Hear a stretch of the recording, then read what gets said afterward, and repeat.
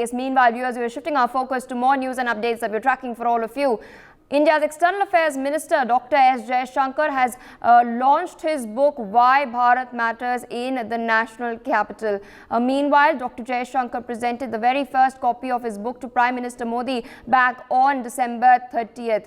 Meanwhile, External Affairs Minister has opened up on a range of subjects that he's dealt with in the book, ranging from Article 370 as well as India's border situation, especially along the line of actual control with China. Speaking on his book Why Bharat Matters, which talks of India's quest to ascend the global hierarchy and the new India drawing strength from the country's civilizational heritage, the External Affairs Minister has stated that he has attempted to take a particular theme and give it a quote-unquote Ramayan type relevance. Let's in fact listen in to what all Dr. Jaishankar has spoken about during the book launch. Now, the last 10 years, where I have largely served in the government, have been truly transformational, and I bring out in a kind of a descriptive account what those transformations have been.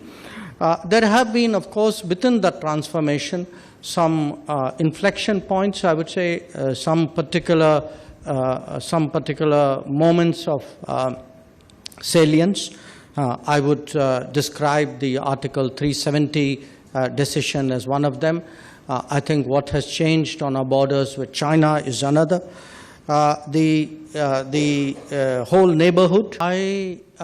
In the direct analogy I make to the Quad is in the fact that the four sons of Dashrath, Rama, Bharat, Lakshman and Shatrughan,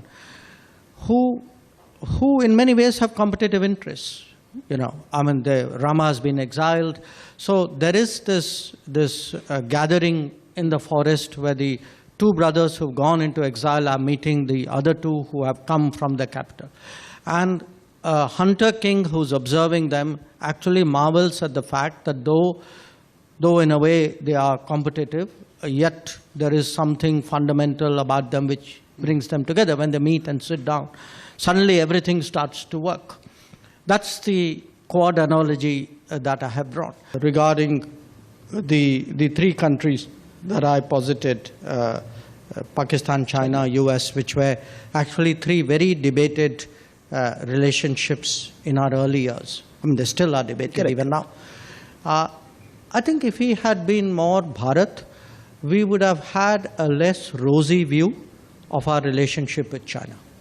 That a lot of what in our, especially our first decade, I think, and this is not something which is my fantasy. I mean, there is a kind of a record out there. There's an exchange of, notes, letters between Sardar Patel and Pandit Nehru on China.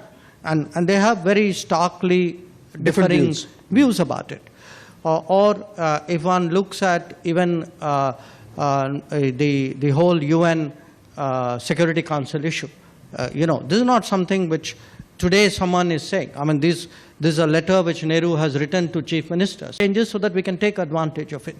So if there is today an Apple production in India, if we are able to deploy our own 5G stack, if we are able to go to the moon in manner in which we did, if we could actually produce vaccines with a kind of accuracy, integrity on that mass scale which we did, I think all these are symptomatic of what is happening. But to me, the big opportunity, apart from getting into supply chains and into digital flows, is actually the global workplace. I think there's a big global workplace out there.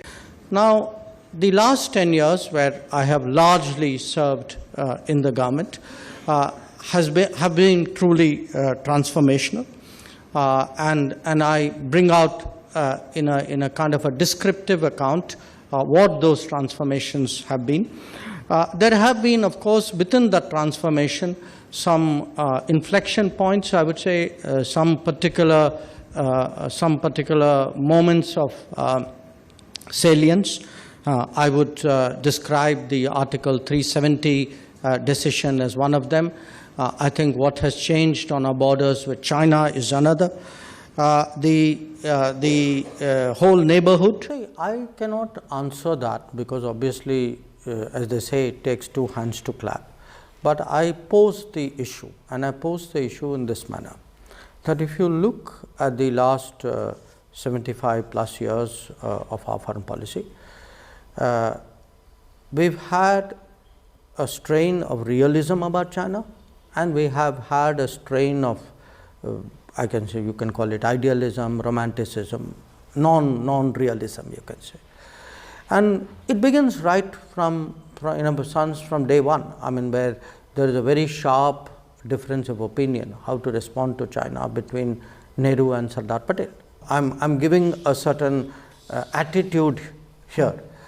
So I would say the Modi government and has been very much more in conformity with the strain of realism which originated from Sardar Patel. For more such videos, subscribe to the NewsX YouTube channel, hit the bell icon.